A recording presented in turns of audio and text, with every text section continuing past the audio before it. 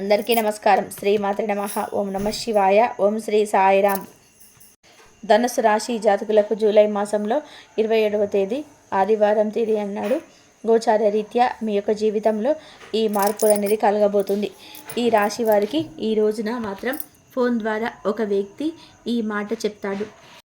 ఏమిటి ఆ మాట, ఏం జరగబోతుంది అనేది విపులంగా వీడియోలో తెలుసుకుందాము. ఏదైనా సరే ఒక విషయం గురించి చెప్పాలి అంటే కాస్త సమయం పడుతుంది.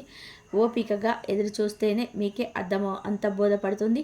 ఈరోజు ఈ వీడియో యొక్క దినఫలాల ప్రకారం ఏ విధంగా ఉంటుంది, ఎటువంటి అనుకూలతలు ఎటువంటి ప్రతికూలతలు ఈ రాశి జాతకులకు కనిపిస్తున్నాయి తదితర అన్ని వివరాలు కూడా తెలుసుకుందాము.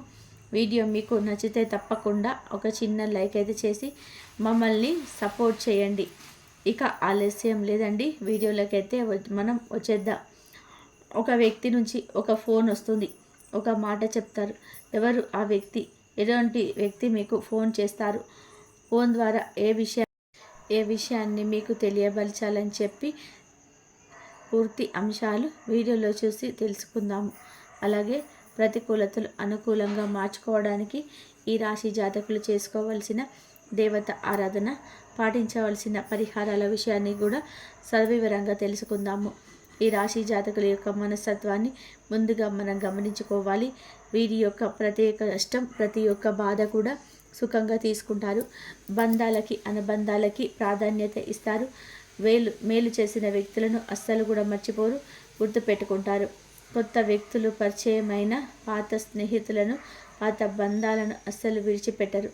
క్రమశిక్షణతో నూతన విజయాల కోసం నిరంతరం మీరు ప్రయత్నం చేస్తూనే ఉంటారు. కానీ కొన్ని సందర్భాల్లో వీరికి క్రమశిక్షణ ఎంతో కాలం నిలవని స్థితిగతులు, పరిస్థితులు కూడా ఎదురవుతూ ఉంటాయి. కార్యరంగంలో అత్యంత దూకుడుగా వ్యవహరిస్తారు. కార్యదక్షత కూడా వీరికి చాలా చాలా ఎక్కువగా ఉంటుంది. మంచి చెడులు చూసుకున్న తర్వాతనే ఏ పని అయినా సరే మొదలు పెడతారు. ఇక వీరి యొక్క జీవిత గమనాన్ని బట్టి, వీరి యొక్క స్వభావాన్ని బట్టి మనం అంచనా వేసుకోవచ్చు.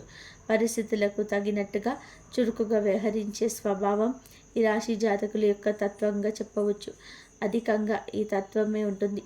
ఇక ముఖ్యంగా మనం విషయంలోకి అయితే వచ్చేద్దామండి.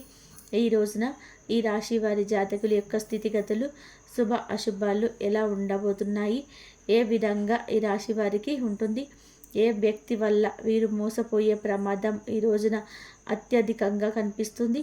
అలాగే ఒక వ్యక్తి ఫోన్ ద్వారా ఈ యొక్క మాట చెప్తారు అని ఉంది కదండి.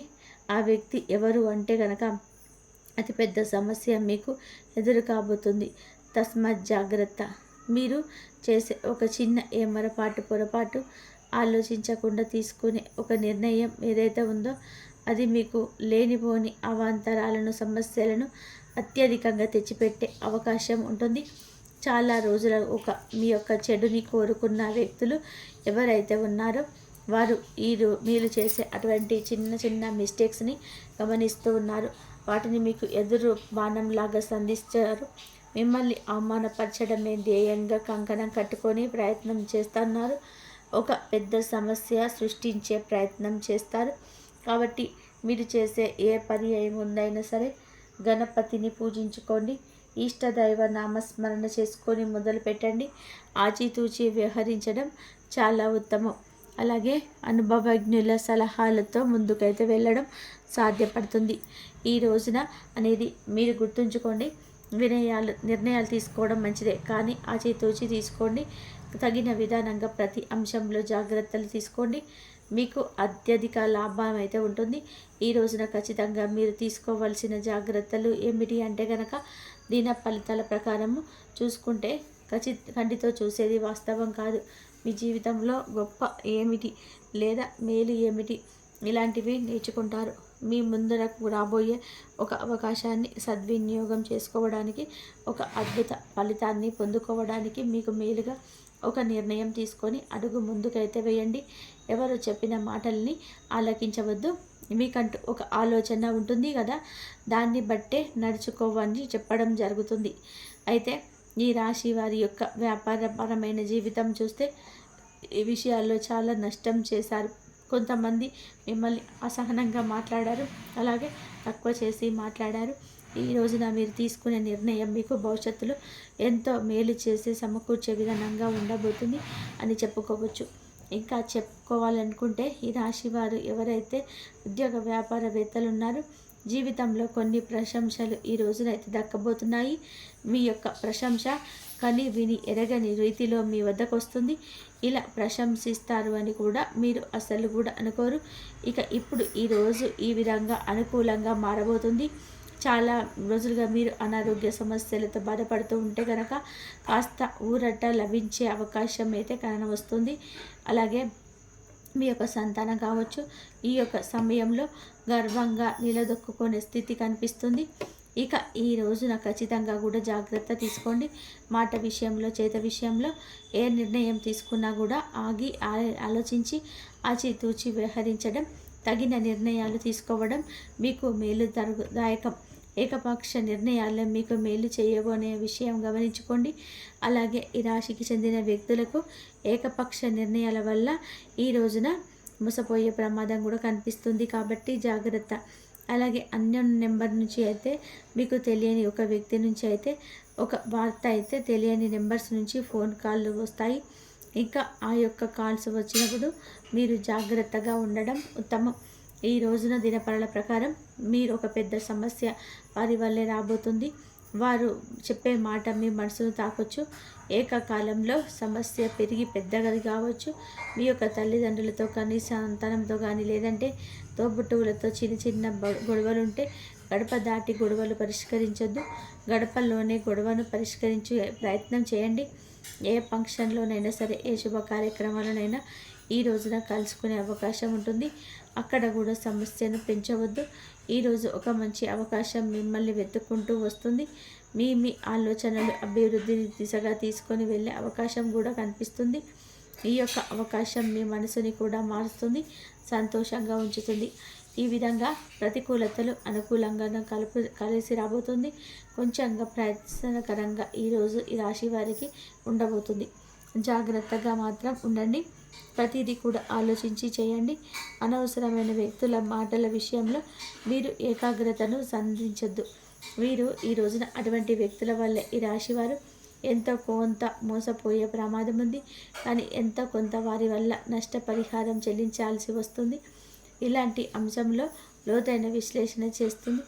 ఒంటరిగా కూర్చొని ఆలోచించుకున్నా పర్వాలేదు. సూరిటీ సంతకాల విషయంలో కూడా ఆలోచించి ఆచితూచి నిర్ణయం తీసుకోండి. ఈ విషయంలో తీసుకునే ఆలోచనలు కూడా తీసుకునే నిర్ణయాలు కూడా మీకు నష్టాలు తెచ్చిపెట్టే విధానంగా ఉంటాయి. అప్రమత్తత దీత్యనైనా అవసరమే. చోర భయం కూడా కనిపిస్తుంది. ఈ అంశంలో కూడా తగిన జాగ్రత్తలు తీసుకోండి. మీ కోరికలు ఖచ్చితంగా కూడా నెరవేర్చుకోవడానికి ఇష్టదేవత ఆరాధన చేసుకోండి. ప్రతికూలతలు అనుకూలతగా మార్చుకోవడానికి నిత్యం కూడా శివారాధన చేసుకోండి. విష్ణు సహస్రనామ పారాయణము కూడా మీకు మేలు కలుగజేస్తుంది. శుభతిథి ఉన్న ఒక మంగళవారం నాడు హనుమంతుడికి పొడవాటి సాల్వను సంప్రదించండి. మీ ఆర్థిక స్తోమత అనుకూలిస్తే ఖచ్చితంగా కూడా ఒక పేదవాడికైనా సరే కడుపు నిండా భోజనం పెట్టండి, లేదా స్తోమతకు తగ్గట్టుగా దాన ధర్మాలు చేయండి. అపార పుణ్యఫలాన్ని ఖచ్చితంగా కూడా పొందుకుంటారు. ఇక ముందు జీవితంలో మీరు అతి త్వరలోనే అదృష్టాన్ని కూడా పొందుకోబోతున్నారు. ముక్కోటి దేవతల అనుగ్రహం మీకు కలగాలి అంటే తప్పకుండా గోమాత యొక్క ఆరాధన చేసుకోండి. గోమాత ఆరాధన కూడా మీకు సకల దేవతల యొక్క అనుగ్రహాన్ని, మంచి బలాన్ని పొందుకోవడానికి ఉపయోగపడుతుంది. మీ భవిష్యత్తుకు సంబంధించినటువంటి మీరు ఏదైతే జరగాలని చెప్పి ఆరాటపడుతున్నారో అందుకోసమని మీరు ఒక మంచి పెద్ద అద్భుతం అయితే ఈ రాశి జాతకులో ఈరోజు కనిపిస్తుంది. కానీ కొన్ని జాగ్రత్తలు అయితే తప్పకుండా పాటించాలి. ఎవరిని పడితే వారిని నమ్మడం, పర్సనల్ విషయాలు చెప్పుకోవడం, ఆర్థిక విషయాల గురించి చర్చించడం ఇలాంటివి అయితే అస్సలు చేయొద్దు. ముఖ్యంగా ఇరుగు పొరుగు వారితో, మీ కుటుంబ సభ్యులతో కొంచెం జాగ్రత్తగా ఉండండి. అసలు కొంతమంది వ్యక్తిత్వం ఎలా ఉంటుంది ముందు చక్కగా మాట్లాడతారు, శ్రేయోభిలాసుల్లాగా చాలా బిల్డపిస్తారు. కానీ బయటకు వెళ్ళి మనం చెప్పిన విషయాలు కూడా క్రోడీకరించి వక్రీకరించి చెప్తుంటారు.